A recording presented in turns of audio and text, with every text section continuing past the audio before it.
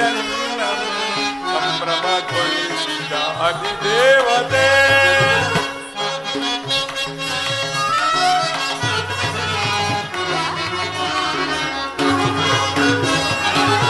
ಅಂಬುದಿ ಮಿಗಿಯನ್ನುದಯಿಸಿಯನ್ನ ಸಂಭ್ರಮಗೊಳಿಸಿದ ಅಧಿದೇವತೆ ಚಾರುಗೈದನ್ನ ಹೃದಯದಯ್ಯವ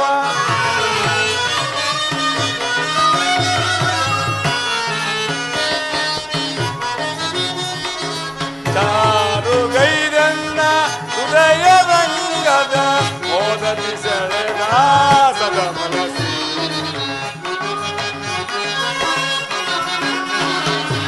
ಮೋದತಿ ಸೆಳೆದ ಸದ ಮನಸಿ ಅಂಬುದಿ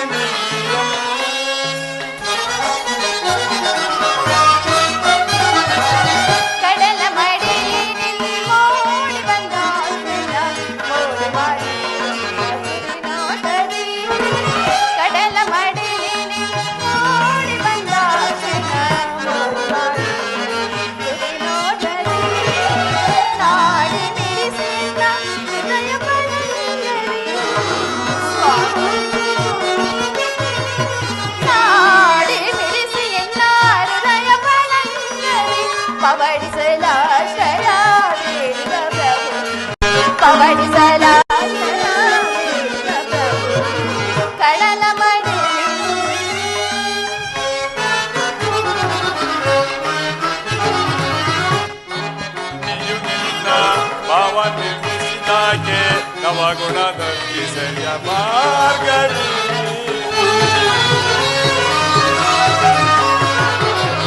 ಆವದೇವಿಯು ಭಾವ ನಿರ್ಮಿಸಿದಾಗೆ ನವಗುಣದ ಕಿಸೆಯ ಮಾರ್ಗದಿ ಶಿವಸತಿ ಭವಾನಿಯೋ ಬ್ರಹ್ಮನ ಶಿವಾದೇವಿಯೋ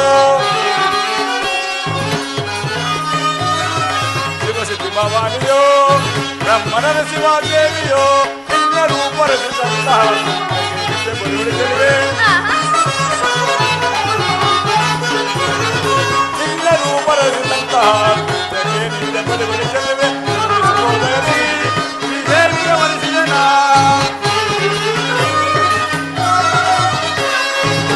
ಸುಬೋಧಯನಿ ಶ್ರೀದೇವಿಯ ಮನಸ್ಸಿನ ಒಂದರ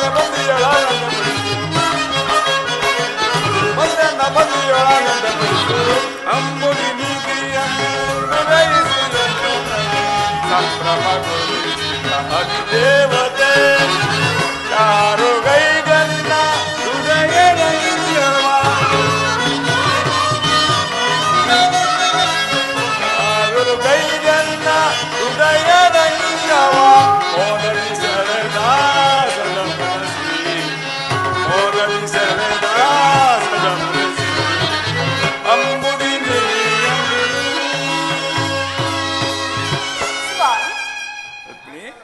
ಯುದ್ಧವು ನಿಶ್ಚಯವಾಯಿತೆ.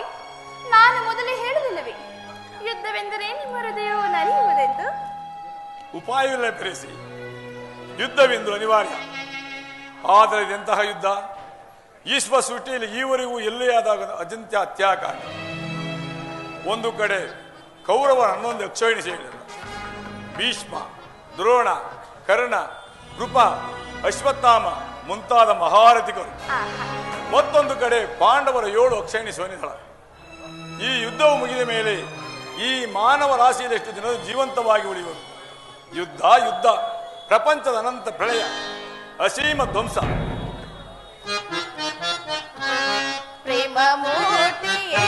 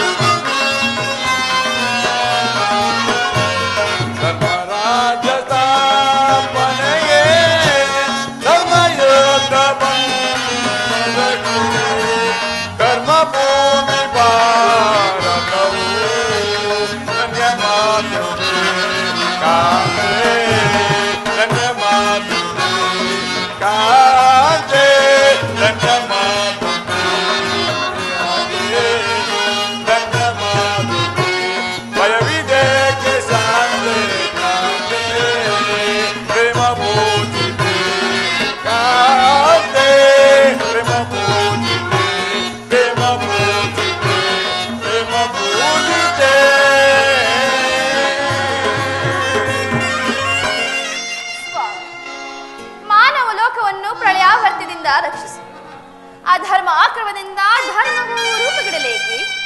ಶಾಂತಿ ಸಂಧಾನಕ್ಕೆ ಪ್ರಯತ್ನಿಸಬಾರದೆ? ಈ ಘೋರ ಹತ್ಯೆಕಾಂಡ ನಿಲ್ಲಲಿತು. ಶಾಂತಿಯಿಂದ ಸೃಷ್ಟಿ ವಿಕಾಸವಾಗುವುದಿಲ್ಲ ಪ್ರೇಯಸಿ. ಪುರಾತನ ಅಳಿವೇ ನೂತನ ಆವಿಷ್ಕಾರ. ಯುದ್ಧವೆಂದು ಅವಶ್ಯಕ. ಆದರೆ ಆ ಯುದ್ಧದಲ್ಲಿ ನಾನೊಂದು ನೂತನ ಜಗತ್ತನ್ನು ನಿರ್ಮಿಸುವೆನು. ನನ್ನ ಧರ್ಮದ ಪರಾಕಾಷ್ಠೆಯು ಮಾಡಬಹುದು. ಸಮರ ಗೀತೆಯು ಮಾನವರ ಧರ್ಮದ ಪರಾಕಾಷ್ಠೆಯನ್ನು ಬೋಧಿಸುವುದು. ವೀರ ರಕ್ತದಿಂದ ಪೃಥ್ವಿಯ ಕಲುಷವನ್ನು ತೊಳೆಯುವನು. ಕುರುಕ್ಷೇತ್ರದ ಧೂಳಿಯ ಒಂದೊಂದು ಕಣವನ್ನು ರಕ್ತಸದಿಂದ ತೋಯಿಸಿ ವೀರದರ್ಪದಿಂದ ಸುಚಿತವಾಗಿ ಮಾಡಿ ಒಂದು ಪುಣ್ಯ ಬೀಜವನ್ನು ನಡೆಯುವನು. ಆ ಬೀಜವು ಅಂಕುರಿಸಿ ಮರವಾಗಿ ದರ್ಶನ, ವಿಜ್ಞಾನ, ಧರ್ಮ, ರಾಜನೀತಿ ಮುಂತಾದ ಅನರ್ಘ್ಯ ಫಲಪುಷ್ಪಗಳನ್ನು ಜಗತ್ತಿಗೆ ನೀಡುವುದು. ಸ್ವಾಮಿ, ನಿಮ್ಮ ಸ್ಪರ್ಶವು ಮೃತ್ಯು ಸಂಜೀವನಿ. ಕೇವಲ ದೃಷ್ಟಿ ಮಾತ್ರದಿಂದ ಜಡ ಜಗತ್ತನ್ನು ಜೀವಂತ ಮಾಡಬಲ್ಲೆದು. ಅದನ್ನಿಳಿದು ಈ ರಕ್ತಪಾತದ ಅವಶ್ಯಕತೆ ಏಕೆ ಸ್ವಾಮಿ? ಕಾಳ ಸ್ವಲ್ಪ ಕಚ್ಚಿದವರನ್ನು ಮೃತ್ಯುವಿನಿಂದ ರಕ್ಷಿಸಬೇಕಾದರೆ ವಿಷಸ್ಪರ್ಶವಾದ ಅವಯವವನ್ನು ಛೇದಿಸುವ ಹೊರತು ಮತ್ಯಾವ ಉಪಯೋಗವಿಲ್ಲ ಪ್ರೇಯಸಿ. ಆರ್ಯವರ್ತಿಗೆ ಈಗ ಅಂತಹ ಅವಸ್ಥೆ ಉಂಟಾಗಿದೆ. ಅಭಿಮಾನ ಸೂರ್ಯನ ಪ್ರವೃತ್ತರಾದ ನಕ್ತಿಯ ನಡಾನಡಗಳಲ್ಲಿ ಹೆಚ್ಚಿ ಅಧರ್ಮದ ಆಂಕುರವು ಕಾಣಿಸಿಕೊಂಡಿದೆ. ಅದನ್ನು ರಕ್ತಸದಿಂದ ಸಂಪೂರ್ಣವಾಗಿ ನಾಶ ಮಾಡಲು ಧರ್ಮ ಸಂಸ್ಥಾನ ಆಗುವುದಿಲ್ಲ ಪ್ರೇಯಸಿ. ಸ್ವಾಮಿ, ಇಷ್ಟೊಂದು ಜನರ ಮರಣದಿಂದ ಧರ್ಮ ಸಂಸ್ಥಾಪನೆ ಆಗುವುದಾದರೆ ಅಂತಹ ಧರ್ಮಕ್ಕೆ ಧಿಕ್ಕಾರವಿರಲಿ. ಮತ್ತೊಂದು ಬಾರಿ ಶಾಂತಿ ಸಂಧಾನಕ್ಕೆ ಪ್ರಯತ್ನಿಸಬಾರದೆ? ಈ ಘೋರ ಹತ್ಯೆಕಾಂಡ ನಿಲ್ಲಲಿ. ರುಕ್ಮಿಣಿ, ನಿನ್ನ ಮಾತಿನಲ್ಲಿ ಮತ್ತೊಂದು ಸಾರಿ ಶಾಂತಿಗೆ ಪ್ರಯತ್ನಿಸುವನು. ಅದಕ್ಕಾಗಿ ಈ ದಿನವೇ ಅಶನಾವತಿ ತಿಳಿಯುವನು. ನನ್ನ ಈ ಕೊನೆಯ ಪ್ರಯತ್ನ ವಿಫಲವಾಗುವುದು ಪ್ರೇಯಸಿ. ಸಫಲಗೊಳ್ಳುವುದು. ಒಮ್ಮೆ ಪ್ರಯತ್ನಿಸಿ ನೋಡಿ ಸ್ವಾಮಿ.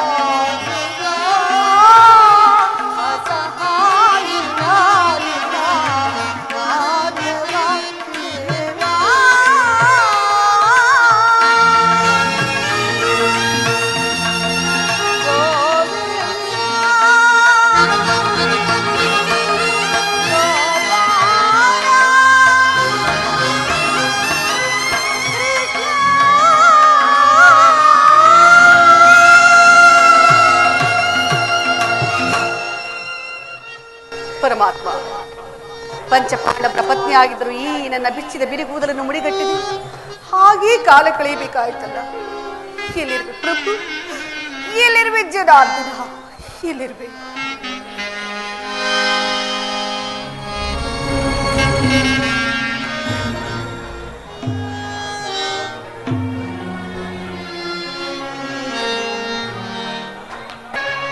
ದ್ರೌಪದಿ, ಕಳೆದ ದುಃಖದ ದಿನಗಳನ್ನು ಸ್ಮರಿಸಿಕೊಂಡು ನೀನೇಕೆ ಮನಸ್ಥೈರ್ಯವನ್ನು ನಾಶ ಮಾಡಿಕೊಳ್ಳುತ್ತಿರುವೆ?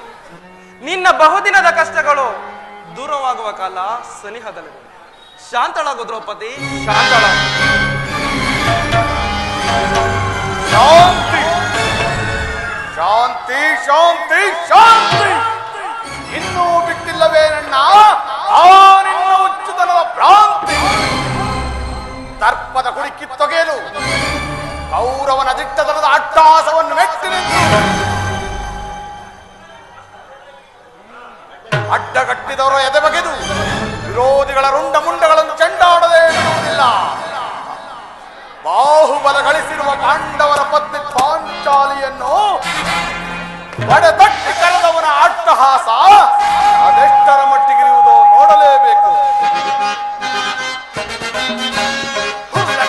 ಅವನನ್ನು ಮರಣಗೊಳಿಸದೆ ಸರೆಯಲ್ಲಿರಲು ಬಿಡುವನೆ.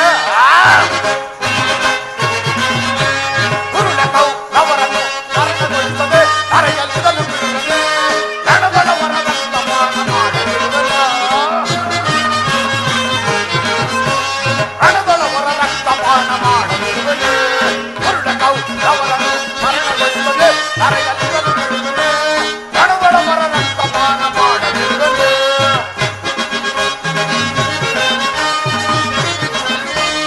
ಭಕ್ತಿಯ ಮುಡಿ ಮುಟ್ಟಿದವನ ಮೆಟ್ಟಿಕೊಳ್ಳುವೆ. ಪಾದದಿ ಮೆಟ್ಟಿಕೊಳ್ಳುವೆ.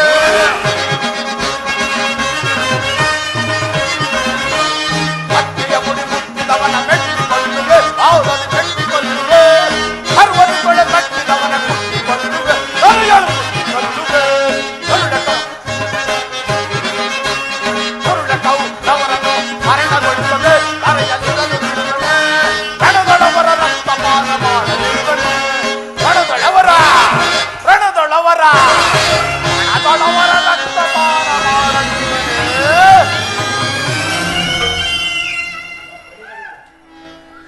ಅಡಿಗಡಿಗೂ ಅಡ್ಡಗಡ್ಡಿ ಅಟ್ಟಹಾಸದಿಂದ ಮೆರೆಯುತ್ತಿರುವ ಕುರು ಸಂತತಿಯ ಘೋರ ಕೃತ್ಯಗಳು ನಿನ್ನ ಚಿತ್ತಕ್ಕಿನ್ನೂ ಕಿಚ್ಚನ್ನತ್ತಿಸುತ್ತಲವೇ ಅಗ್ರಜ.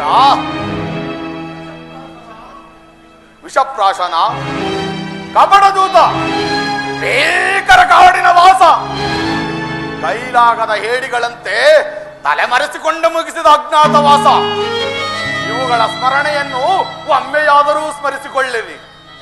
ಅವರಂತಹ ಬಲವಂತರಾದರೆ ತೊಡೆ ತಟ್ಟಿ ರಣರಂಗದಲ್ಲಿ ನಿಲ್ಲಲಿ, ಕುರು ರಕ್ತವನ್ನು ಹರಿಸಿಯೇ ಬಿಡುತ್ತೇನೆ. ಭೀಕರ ರಣಸಂಗ್ರಾಮ ಕ್ಷೇತ್ರದಲ್ಲಿ ಕುರು ರಕ್ತದ ಸ್ನಾನದೊಂದಿಗೆ ನನ್ನ ಪಂಥಗಳನ್ನು ಈಡೇರಿಸಿಕೊಳ್ಳದ ಹೊರತು ನನಗೆ ಶಾಂತಿ ಇಲ್ಲ.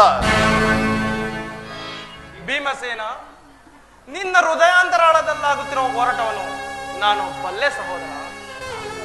ಈಗಾಗಲೇ ಶ್ರೀಕೃಷ್ಣ ಪರಮಾತ್ಮನು ನಮ್ಮ ಪಕ್ಷ ವಹಿಸಿದನೆಂದು ದೂತರ ಸಮಾಚಾರವನ್ನು ತಂದಿರುವರು. ಇನ್ನೇನು ಅರ್ಜುನರೊಡನೆ ಶ್ರೀಕೃಷ್ಣ ಪರಮಾತ್ಮನ ಆಗಮನೂ ಆಗಬಹುದು.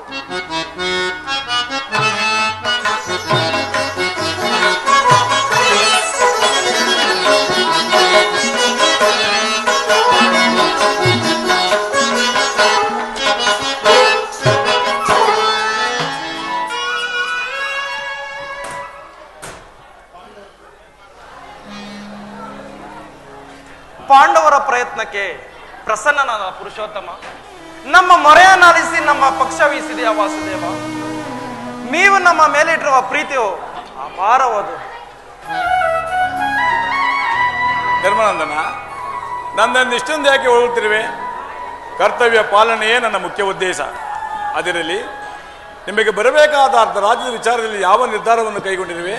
ಪರಮಾತ್ಮ, ಅಸ್ಥಿರವಾದ ರಾಜ್ಯದಾಸೆಗಾಗಿ ಸಕಲ ಬಂಧು ಬಾಂಧವರನ್ನ ಕಳೆದುಕೊಳ್ಳುವುದರಿಂದ ಆಗುವ ಪ್ರಯೋಜನವೇನು?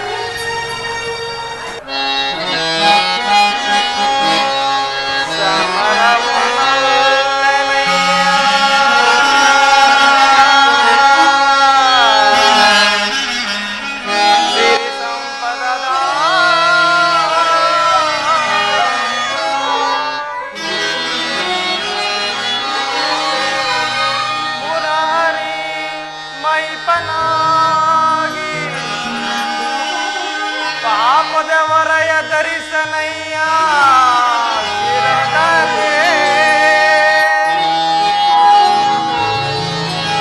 ತೆರಳ ಸಂದಿಗೆ ಆಪಕೊಂದುವೆ.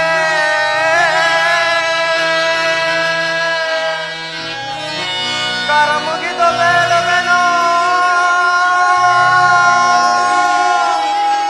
ಕೃಷ್ಣ.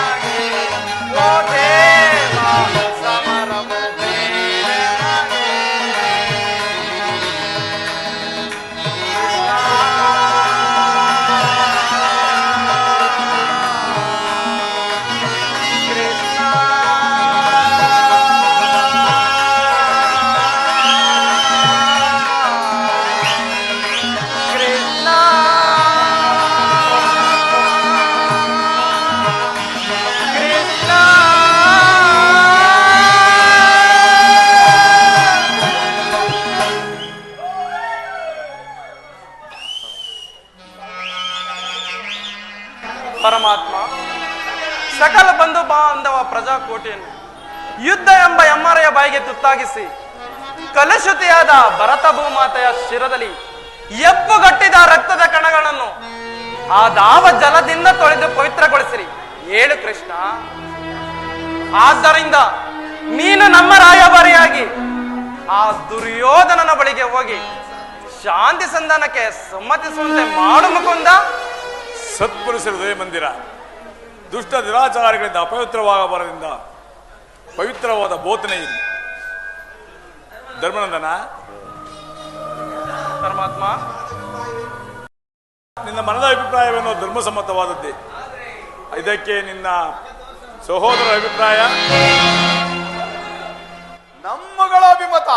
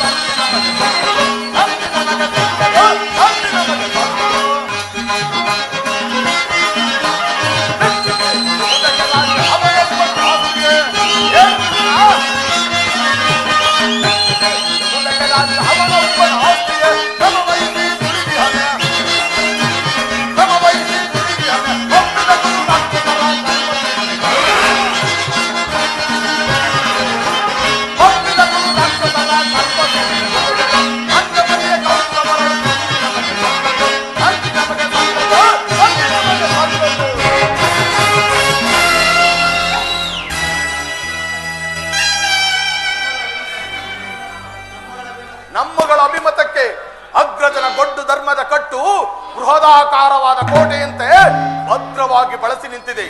ಅದನ್ನು ಭೇದಿಸಿ ಮುನ್ನುಗ್ಗೋಣವೆಂದರೆ ರಾತ್ರು ಎಂಬ ಪಾಶ ನಮ್ಮನ್ನು ಬಂಧಿಸಿದೆ. ಚಚೆ, ಸುಡಬೇಕು ಈ 7 ಜನ್ಮವನ್ನು. ಓಹೋ, ಭೀಮಸೇನೆಯನ್ನು ಸಂಧಿಗೆ ಸಮ್ಮತಿಸಿದಂತೆಯೇ. ಇನ್ನು ಅರ್ಜುನ? ವಾಸುದೇವ, ಅಗ್ರಜನೆಂಬ ಮಮಕಾರದ ಪೆಟ್ಟು ನಮ್ಮನ್ನು ಮುಂಬರಲು ಬಿಡುತ್ತಿಲ್ಲ. ಛೀ, ಧಿಕ್ಕಾರವಿರಲಿ ಈ ಏಡಿತನಕ್ಕೆ. ಅರ್ಜುನ, ನೀನೂ ಸಂಧಿಗೆ ಸಮ್ಮತಿಸಿದಂತೆಯೇ. ಪರಾಕ್ರಮಿಗಳಾದ ಭೀಮಾರ್ಜುನ ಸಂಧಿಗೆ ಸಮ್ಮತಿಸಿದ ಮೇಲೆ ಇನ್ನ ಮೇಧಾವಿಗಳಾದ ನಕುಲ ಸಹದೇವರು ಅಗ್ರಜನ ಮಾತಿಗೆ ತಲೆಬಾಗದವರೇ. ತಂಗಿ ಏಕಮ್ಮ ಕಿನ್ನಲಾಗಿ ನಿಂತಿರುವೆ. ಈ ನಿನ್ನ ಪತಿಗಳ ಅಭಿಪ್ರಾಯ ಧರ್ಮಸಮ್ಮತವಲ್ಲವೇ? ಮರೆತೆಯ ಪ್ರಭುವೇ,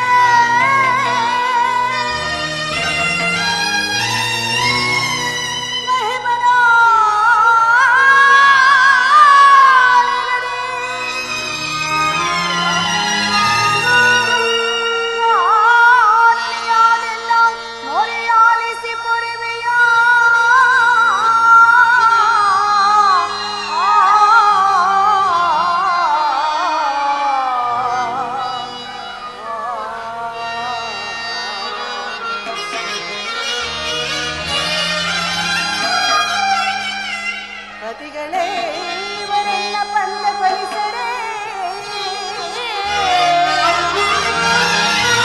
ಸಾಧಕೆ ಗುರುಕುಲ ಹತಮಾಗಿ ಬಿರುನುಡಿಯ ಕಟ್ಟುವೆನೆನುತ ವೀಕ್ಷಿಸೇ.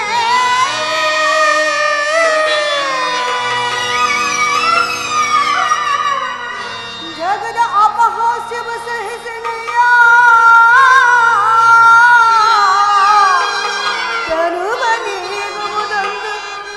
ಮುಕುಂದ.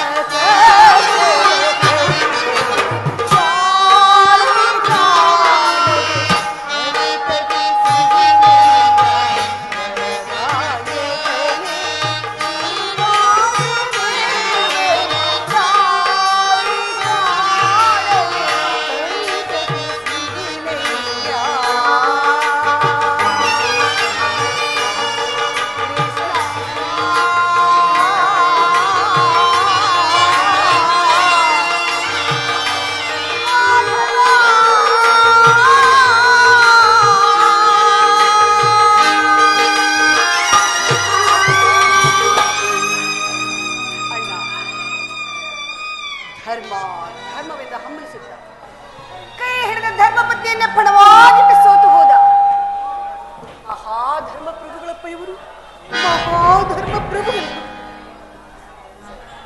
ಇನ್ನು ಭಂಡಿ ಅನ್ನವನ್ನು ತಿನ್ನುತ್ತಿದ್ದ ಬಂಡಬಕಾಸುರನಿಂದ ಕೊಲ್ಲಲು ಹೋಗಿ ಅದೇ ಭಂಡಿ ಅನ್ನವನ್ನು ತಿಂದ ಮಹಾದೋರ್ದಂಡ. ಸಾಕು ಮಾಡಿ, ನಿನಗೇಕೆ ಬೇಕು ಈ ಕಾದಂಡ? ಅದನ್ನು ಬಿಸಿಟ್ಟು ಕೈಗೆ ಸೌಟನ್ನು ಹಿಡಿದುಕೊಳ್ಳಿ. ಭಾರತ, ಫಲ್ಗುಣ, ಕಿರೀಟಿ, ಶ್ವೇತವಾಹನ, ವಿಜಯಿ, ಭೀಭತ್ಸು, ಸವ್ಯಸಾಚಿ ಪರಶುವನೊಡನೆ ಹೋರಾಡಿ ಪಾಶುಪತಾಸ್ತ್ರವನ್ನು ಪಡೆದ ಮಹಾವೀರ. ಕಡೆಗೆ ವಿರಾಟ ನಗರದಲ್ಲಿ ಉತ್ತರೆಗೆ ಥಜ್ಜಂ ಥಜ್ಜಂ ಥಕಿತ ಝಂ ಎಂದು ನರ್ತನವನ್ನು ಕಲಿಸಿದ ಮಹಾನಾಟ್ಯಲೋಲ. ಇದಕ್ಕೇನು ಕಡಿಮೆ ಇಲ್ಲ. ನಿಮಗೇಕೆ ಬೇಕು ಈ ಗಾಂಧೀವ? ಅದನ್ನು ಬಿಸಿಟ್ಟು ಕೈಗಳಿಗೆ ಬಳೆ ತೊಟ್ಟು ಕುಳಿತುಕೊಳ್ಳಿ. ಅಣ್ಣ, ಇವರಾರು ನನ್ನ ಪತಿಗಳಲ್ಲ, ಈ ದ್ರೌಪದಿಯ ಪಾಲಿನ ಮೃತ್ಯು ಸ್ವರೂಪರು. ನಿನ್ನೋರ್ವನ ಆಜ್ಞೆ ಆದರೆ ನಾನೋರ್ವಳ ಆ ಕುರುಕುಲವನ್ನು ಪ್ರವೇಶಿಸಿ ಆ ಕುರುಕುಲವನ್ನೆಲ್ಲ ಸಮೂಲವಾಗಿ ನಾಶವಾಗಿ ಮಾಡಿ ಈ ನನ್ನ ಬಿಚ್ಚಿದ ಕೇಶರಾಶಿಯನ್ನು ನಾನೇ ಮಡಿಗಟ್ಟಿಕೊಳ್ಳುವೆ.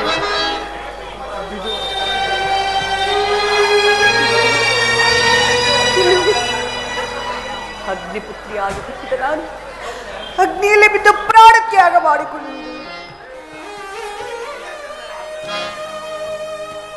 ಈಗ ಚೆನ್ನಾಯಿತು. ಸಹೋದರ ಇವರ ಅಭಿಪ್ರಾಯವೇ ಒಂದು, ಈಕೆ ಅಭಿಪ್ರಾಯ ಒಂದು ಅಲ್ಲವೇ ಭೀಮಸೇನ? ಅದಕ್ಕೆ ನಾನೇನು ಮಾಡಲಿ ಕೃಷ್ಣ? ಅದಕ್ಕೆ ನೀನೇನು ಮಾಡಿ ಏಕೆ ಈಕೆ ಅಭಿಪ್ರಾಯ ಬೇರೆ ಆಯ್ತಲ್ಲ ಎಂದು ಕೇಳಿದನಷ್ಟೇ. ಏಕೆ? ಇವಳು ಹೇಳಿದ್ದನ್ನು ನೀನು ಕೇಳಲಿಲ್ಲವೇ? ಏಕೆ ನೀನು ಕೇಳಲಿಲ್ಲವೇ? ಕೇಳಿ ಅದರಿಂದ ಆಗುವ ಪ್ರಯೋಜನವಾದರೇನು ಕೃಷ್ಣ? ಪ್ರಯೋಜನವ ಅಪ್ರಯೋಜನವ ನನಗೆ ತಿಳಿದಯ್ಯ. ಒಟ್ಟಿನಲ್ಲಿ ಸದ್ಯ ಆರ್ತನಾದವನ್ನು ಆಲಿಸುವುದು ಪತಿಗಳಾದ ನಿಮ್ಮ ಕರ್ತವ್ಯವಲ್ಲವೇ? ಏಕೆ? ಇನ್ನುಳಿದ 4 ಅವಳ ಪತಿಗಳಲ್ಲವೇ? ಅವರೇ ಬಗೆಹರಿಸಲಿ. ಅದಕ್ಕೂ ನನಗೂ ಯಾವುದೇ ವಿಧವಾದ ಸಂಬಂಧವಿಲ್ಲ. ಸಂಬಂಧವಿಲ್ಲ? ಹಬ್ಬ ಸಂಬಂಧವಿಲ್ಲದರೆ ಅಂದು ಕುರುಸಭೆಯಲ್ಲಿ ಬಂಡದು ಶಾಸನ ಗುಂಡಿಗೆಯ ಬಿಸಿರಂತದಿ ಮಡದಿ ಪಾಂಚಾಲಿಯ ಬಿರುನುಡಿಯ ಕಟ್ಟಿವೆ ನೆನು ದುಡಿದೆಯೋ ದಂಡುಗಲಿದಿ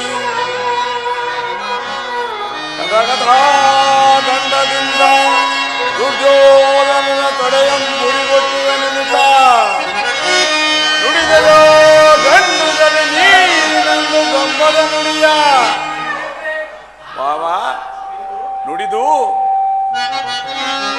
ಮರೆತೆಯೋ ಮರೆತು ನಿದ್ರೆಯ ನಿಗಯೋ ಹಿಡಿಂಬ ಮನೋಗರ ಅಡಗಲಿ ಮೋಹಕ ಕಂಠದ ಕರುಳಿರುವ ಬಿರುನುಡಿ ಕಣ್ಣೀರ ಘರೆಯದಿರುವಲ್ಲವೇ?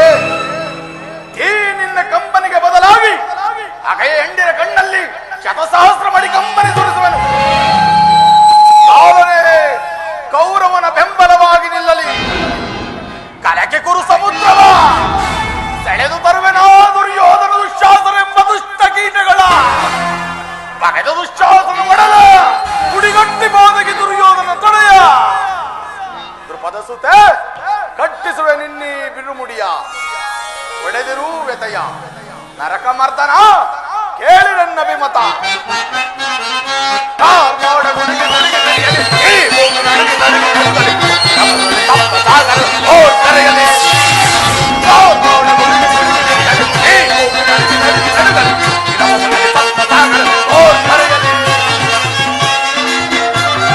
ಗುರುವರ ಗಿರವನ್ನು ಕಡಿಯಲು ಬಿಡನ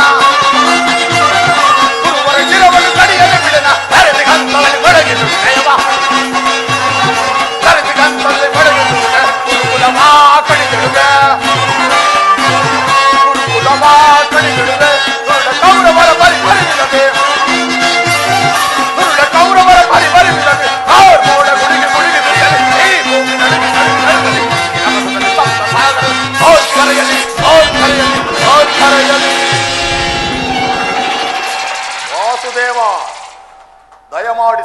ಕೇಳುವುದನ್ನು ನಿರಾಕರಿಸಿ ಬಿಡು. ಅರ್ಜುನ ವಾಲಾಕನಂ ಹೆಚ್ಚಿಸಿ ಪಡೆದನೆ ಪಾಶುಪತಾಸ್ತ್ರವಂ ವಿಧ ವಿಧಸ್ತ್ರ ಪ್ರಯೋಗದಿ ಗಳಿಸಿದೆ ನಾವು ವಿಜಯನೆಂಬ ಹೆಸರ. ಕೃಷ್ಣ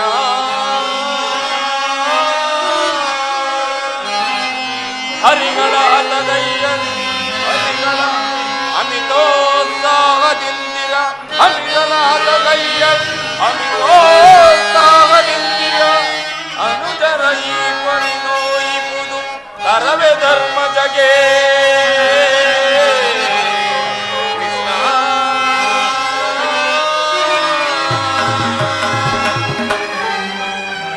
ಮೂರ್ಖವಾಗಿ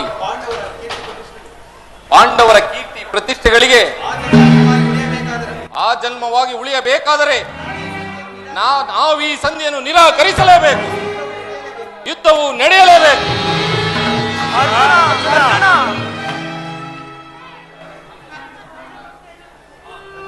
ಧರ್ಮನಂದನ, ಪರಮಾತ್ಮ, ಭ್ರಾತೃವೆಂಬ ಮಮಕಾರದಿಂದ ನಿನ್ನ ಮಾತಿಗೆ ಬಾಗಿದರು ಬಹಿರಂಗದಲ್ಲಿ ಅವರ ಆತ್ಮದಲ್ಲಿ ಭಯಂಕರವಾದ ಸೇಡಿನ ಜ್ವಾಲೆ ಧಗಧಗನೆತ್ತಿ ಉರಿಯುತ್ತಿರುವುದು. ಅದನ್ನು ದಮನ ಮಾಡುವ ಶಕ್ತಿ ಇಲ್ಲದೆ ತವಕಪಡುತ್ತಿರುವುದು. ಇಂತಹ ಪರಿಸ್ಥಿತಿಯಲ್ಲಿ ಯಾವ ನಿರ್ಧಾರವನ್ನು ಕೈಗೊಳ್ಳುವೆ? ಪರಮಾತ್ಮ, 12 ವರ್ಷ ವನವಾಸ, 1 ವರ್ಷ ಅಜ್ಞಾತವಾಸವನ್ನು ಮುಗಿಸಿದ ಮೇಲೆ ರಾಜ್ಯವನ್ನು ಇಂದ್ರಿಸುವುದಾಗಿ ಮಾತು ಕೊಟ್ಟಿದ್ದ ಆ ಕೌರವನು ಯುದ್ಧ ಮಾಡಿ ರಾಜ್ಯ ಪಡೆಯಿರಿ ಎಂದು ಹೇಳುತ್ತಿದ್ದಾನೆ. ನನ್ನ ಬುದ್ಧಿಗೆ ಮಂಕ ಕವಿದಿದೆ.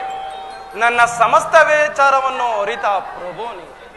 ಮುಂದೆ ನಿನ್ನ ಚಿತ್ತವಿದ್ದಂತೆ ಮಾಡು ಮುಕುಂದ. ಒಂದು ವೇಳೆ ಅರ್ಧ ರಾಜ್ಯವನ್ನು ಕೊಡದಿದ್ದರೆ? ಒಂದು ವೇಳೆ ಅರ್ಧ ರಾಜ್ಯವನ್ನು ಕೊಡಲು ಒಪ್ಪದೆ ಹೋದರೆ 5ರಿಗೆ 5 ಊರುಗಳನ್ನಾದರೂ ಕೇಳಿ. ಅದಕ್ಕೂ ಒಪ್ಪದಿದ್ದರೆ? ನಮ್ಮ ಜಗಜ್ಜಟ್ಟಿ ಭೀಮನಿಗೊಂದು ಗ್ರಾಮವನ್ನಾದರೂ ಕೇಳಿ ಸಂಧಿ ಮಾಡಿಕೊಂಡೇ ಬರಬೇಕು ದೇವ. ಹಾಗಾದರೆ ನಿನ್ನ ಮನದ ನೆಮ್ಮದಿಗಾದರೂ ಈ ಸಂಧಿ ನಡೆಯಲೇಬೇಕು. ಭೀಮಾರ್ಜುನ ಸೇಡಿನ ಜ್ವಾಲೆ ಹಾರಲೇಬೇಕು. ತಂಗಿ ದುಪದಂದಿನೆಯ ಕಣ್ಣೀರ ಕಾವಲಿ ಬತ್ತಿ ಹೋಗಲೇಬೇಕು. ಸಂಧಿಯಿಂದಲೇ ಸರ್ವರು ಕ್ಷೇಮ. ಅದಕ್ಕಾಗಿ ನಾಳಿನ ಕುರುಸಭೆ.